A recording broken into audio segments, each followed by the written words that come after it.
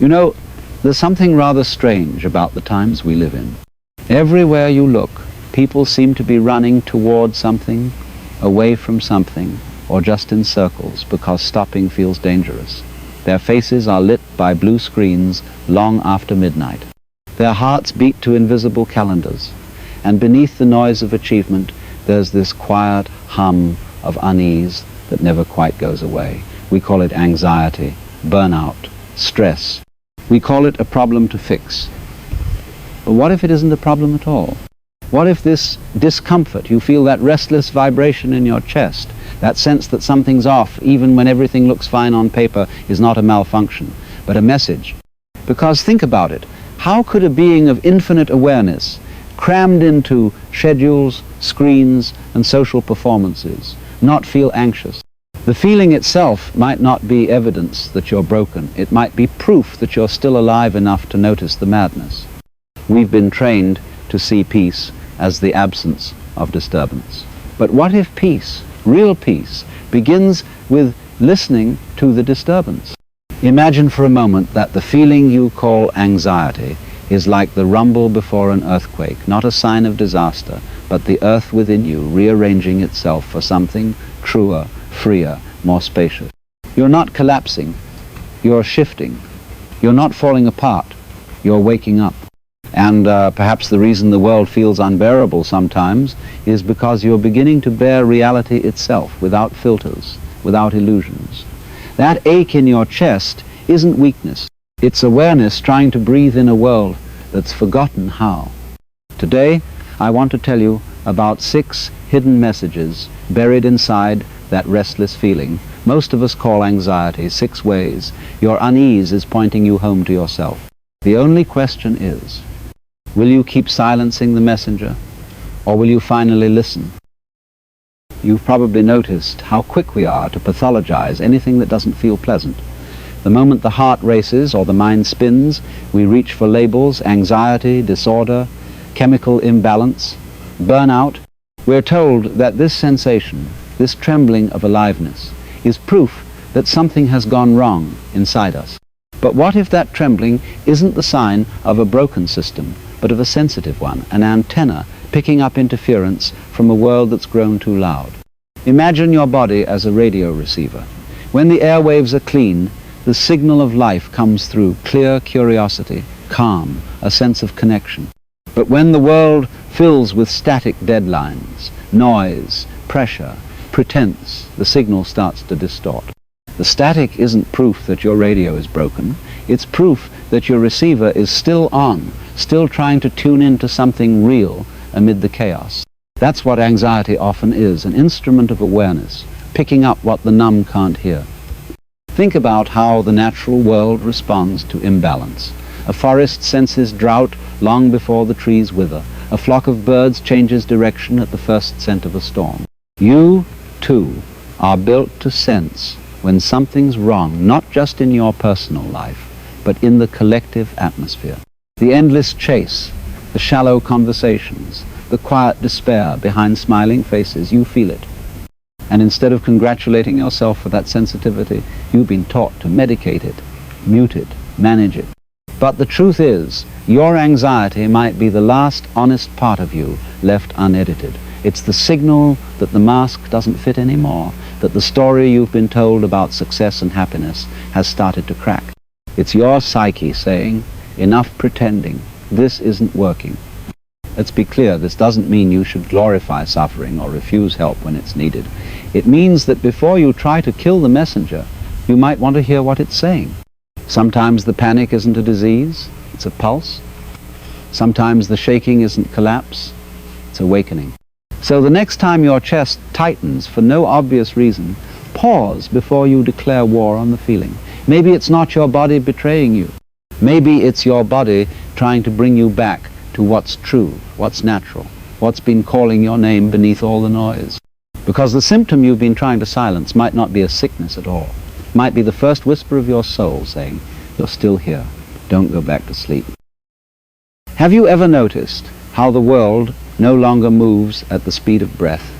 Everything hums faster now. Conversations, cars, calendars, even thought. The natural rhythm that once pulsed quietly through life has been replaced by the mechanical rhythm of notifications and deadlines. The sun no longer tells us when to wake, our alarms do. The body no longer tells us when to rest, caffeine does. And somewhere between sunrise and screen time, we've lost the simple harmony of being alive. Anxiety is what happens when the soul tries to move in rhythm with the earth while the mind obeys the clock. It's like being a bird trained to fly inside a glass box, wings still strong, sky still remembered, but every attempt to soar hits an invisible wall. The bird isn't sick for wanting to fly. It's simply out of place. You and I aren't much different. We were born to feel the changing seasons, to walk on ground that gives slightly under our feet, to listen to the silence between sounds. But we spend our days surrounded by walls that don't breathe, light that never dims, noise that never stops. No wonder our nerves tremble. They're responding to an environment that forgot what enough feels like. I once met a man who said he felt anxious every time he stepped into the city. He thought he was weak. But as he spoke, I realized his body was wiser than his mind. It wasn't fear, it was feedback. His nervous system was whispering, "This pace isn't meant for you." The body has ancient intelligence, but we keep silencing it with stimulants, distractions, and slogans about hustle. We confuse numbness for stability, fatigue for strength, tension for purpose. So what if your restlessness isn't rebellion against responsibility, but a revolt against unnatural speed? What if anxiety is your nature trying to reclaim its rhythm? The tide rises and falls, the seasons turn. Every living thing on this planet moves in cycles, except the modern human who thinks life is a straight line of constant output. And when you live as though you're a machine instead of a rhythm, the body protests with tight chests, racing hearts, sleepless nights. But here's the beautiful twist. The very discomfort that drives you crazy could be the compass pointing you back to sanity. Each anxious breath is your body's way of saying, slow down, remember what you are. And when you finally listen, even for a moment when you walk barefoot on the earth, when you hear the night instead of the news, when you breathe without rushing to exhale, something miraculous happens. The static softens, the pulse evens, the bird inside the box remembers the sky. Your anxiety isn't proof that you've lost your way in life. It's proof that life itself is calling you back to rhythm, back to balance, back to nature. There's a particular kind of exhaustion that no amount of sleep can cure. It's the weariness of pretending, of carrying a version of yourself that was built to be accepted, not to be alive. Most people don't even realize they're doing it. They wake up each morning and slip into a personality the way you'd put on a uniform. Neat, predictable, socially acceptable. They smile when expected, stay silent when it's safer, and perform the role they were rewarded for. And somewhere along the way, they forget that it's a role at all. Anxiety begins to whisper when the mask starts to crack. It's that tremor you feel when you laugh at a joke that doesn't amuse you, when you say, "I'm fine," while something inside you is screaming. It's the tension of living in two worlds, the outer one that looks composed and the inner one that's gasping for air. You think the shaking means you're losing control, but really, it means the mask is getting too heavy. Imagine wearing armor that was once meant to protect you. As a child, maybe you learned that being quiet kept you safe, or that achieving made you loved, or that smiling prevented disappointment. Those were brilliant survival strategies at the time. But now, the armor that once saved you has turned into a cage. The world praises your composure while your soul aches to be real. Anxiety is that ache. It's the friction between your authentic self and the persona that's overstayed its welcome. I once spoke with a woman who said she felt anxious at every social gathering. She blamed herself for being too sensitive. But as she talked, I noticed something else. She wasn't anxious because she didn't fit in. She was anxious because she was constantly shrinking to fit in. Her body tightened every time she edited her truth, every time she smiled to keep the peace. Her nervous system wasn't malfunctioning, it was rebelling against self-betrayal. The irony is that society rewards the performance. It applauds your composure, your professionalism, your constant pleasantness, but it never applauds your truth. And so we keep performing until the anxiety becomes unbearable, until something in us refuses to play along. That refusal is sacred. It's the beginning of honesty. It's your soul saying, I'm tired of acting in a play that no longer feels like mine. So when you feel that tension rise in your chest at the thought of keeping it together, maybe that's not weakness. Maybe it's truth knocking on the door you've kept locked for too long. And if you listen closely, the message beneath the trembling is simple. You don't need to hold up the mask anymore. You were never meant to live as a brand, a reputation, or a resume. You were meant to live as yourself, raw, imperfect, unguarded. And the moment you let that truth breathe, even a little, the anxiety that once felt like an enemy begins to soften, not because you've conquered it, but because it no longer needs to scream to be heard. There's a kind of pain that doesn't belong in the same category as injury or illness. It isn't the pain of something gone wrong, but the ache of something being born. You felt it, haven't you? That hollow heaviness in the chest, that trembling sense of something more just beyond your reach. It feels like grief and wonder all at once, like standing on the edge of a vast ocean, sensing a truth too large for your small human hands to hold. We're taught to call this ache anxiety. But perhaps it's something far more sacred. Perhaps it's the soul stretching to fit the size of its next awakening. Imagine a forest before dawn. Everything is dark and still, yet the air vibrates with invisible movement, the faint stirring before the birds begin to sing, before light pierces the trees. That tension, that trembling, is what awakening feels like inside a human being. It's the pressure of light building behind the walls of an old identity. And yes, it hurts, because transformation always does. But instead of honoring this ache as sacred, we rush to erase it. We drown it in noise, scrolls, stimulants, or the endless search for answers. We treat discomfort as something to banish rather than something to listen to. Yet the soul speaks in the language of unease. When you feel that tightness, that restlessness that makes you want to crawl out of your skin, it may not be a warning of danger, it may be a summons. I once met a man who said he felt anxious every time he was alone. He couldn't stand the silence. It terrified him. But what he discovered, after sitting with that terror instead of running from it, was astonishing. Beneath the anxiety was longing, a deep yearning to meet himself, to stop running. His fear wasn't of the silence. His fear was of what the silence might reveal, his own depth. And that's the strange grace of the sacred ache. It disguises itself as restlessness, fear, or emptiness until you have the courage to stay with it long enough to see what it's guarding. Beneath every ache lies an opening. Beneath every panic lies potential. The discomfort you dread is not proof of failure. It's the pulse of expansion. When you stop labeling the ache as a problem and start treating it as a threshold, everything changes. The question shifts from, how do I make this stop, to what is this trying to show me? That single shift from resistance to reverence is the beginning of awakening. Because maybe the anxiety you feel isn't life punishing you. Maybe it's life preparing you for honesty, for depth, for wholeness. It's not the darkness of despair. It's the tremor before dawn. We live in a culture obsessed with fixing things. The moment something feels uncomfortable, a feeling, a silence, a moment of uncertainty, we reach for a solution. We analyze, optimize, therapize, distract. We open another app, take another supplement, make another plan. But this constant need to fix is exactly what keeps us from hearing the message our discomfort is trying to deliver. Anxiety, in its purest form, is communication. It's the body's language for something needs attention. But rather than listening, we argue with it. We call it irrational, label it unhelpful, or try to drown it out. Imagine waking up to a smoke alarm in your home.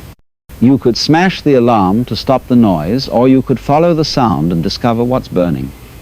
The alarm isn't the problem, it's the messenger. And silencing the messenger while the fire still burns only ensures the flames grow higher. We treat the mind the same way. When anxiety rises, we don't look for the flame, we try to muffle the sound. But what if, for once, You didn't rush to fix it. What if you sat quietly and said, "All right, show me"? The moment you stop resisting, something subtle shifts. The noise softens. Beneath the panic, you begin to sense texture, sadness, maybe, or grief, or longing. You begin to realize that what you've been calling anxiety might actually be 1,000 small truths trying to speak all at once. I remember a friend telling me she would get anxious every Sunday evening as the weekend slipped away. She thought it was just work stress. But when she finally sat with that feeling, instead of running from it, she heard what it was really saying. "You're living a life that doesn't fit." The anxiety wasn't a random chemical storm. It was her soul's polite, persistent whisper that she was trading aliveness for stability. When you stop trying to fix, you start to feel. And in that feeling, real information arises not from the mind's theories, but from the body's truth. You might realize you're exhausted not because you're weak, but because you've been overextending yourself. You might see that your panic around people isn't social failure, but the fatigue of constant pretending. You might notice that your dread before bed isn't insomnia, it's the mind mourning another day unlived. Listening is not passive. It's the most courageous act of all, because to listen means to face what's real, even when it dismantles the story you've been clinging to. But that's where transformation hides, in the quiet space between "this hurts" and "I'm willing to hear why." So the next time anxiety visits, resist the urge to slam the door. Invite it to sit down for tea. Ask what it needs you to see. Maybe it's pointing toward a life that's too small for who you're becoming. Maybe it's simply asking you to stop running. Either way, it's not here to destroy you. It's here to wake you. And when you learn to listen instead of fix, something miraculous happens. The same feeling that once terrified you becomes your teacher. The alarm becomes music. The noise becomes guidance. And for the first time, the world inside you begins to make sense. There comes a moment, sometimes quietly, sometimes through collapse, when you realize that all your striving, all your endless attempts to manage life, have left you further from life itself. You've spent years trying to get ahead, trying to hold it together, trying to become someone worthy of rest. And then one day, you stop. Not out of defeat, but out of fatigue with pretending. That pause, that breath between, "I can't keep doing this, and maybe I don't have to," is where healing begins. You see, the goal was never to become perfect or permanently calm. The goal was to become real. And real life is messy. It moves in spirals, not straight lines. It's the rhythm of the ocean, not the ticking of a clock. You were never designed to perform serenity. You were designed to feel, to tremble, to laugh, to weep, to be moved by the wildness of being alive. Anxiety doesn't disappear when you start living authentically. It simply transforms. It stops being a scream and becomes a signal, a kind of inner compass always pointing you back to what's true. Imagine for a moment that you're standing at the edge of the sea after years of wandering through artificial landscape. The air smells of salt and wind, and the sound of waves feels like something ancient calling your name. That's what coming home to yourself feels like. The noise quiets, not because the world has changed, but because you've stopped fighting its rhythm. You've remembered how to breathe in sync with something larger, not the machine of society, but the pulse of existence itself. One woman I met described it perfectly. She said, "I thought my anxiety meant I was broken. But when I stopped running from it, it led me to simplicity, slower mornings, honest friendships, silence that didn't scare me anymore." What she discovered wasn't a new personality. It was the self that had been there all along, waiting beneath the layers of effort and performance. This is the return, not to the person you used to be, but to the one you were before you started trying to be someone else. The one who breathes easily without justification. The one who knows that aliveness doesn't need achievement to be valid. The one who can sit under a tree doing nothing and feel completely connected to everything. Maybe that's what your anxiety has been guiding you toward all this time. Not more control, but more surrender. Not a smaller range of feeling, but a wider one. Not safety through perfection, but freedom through presence. So when the restless energy rises again, and it will, don't ask, how do I stop this? Ask instead, what is it reminding me to return to? Because every tremor of unease is an invitation home to simplicity, to honesty, to your own unedited existence. And perhaps that's the quiet miracle that beneath all the panic and pressure, your anxiety was never trying to ruin your life. It was trying to give it back to you. There's a moment, usually after the storm, when you begin to see what all the noise was trying to say. You look back on the racing thoughts, the restless nights, the heart that wouldn't slow down, and you realize none of it was random. It was all communication.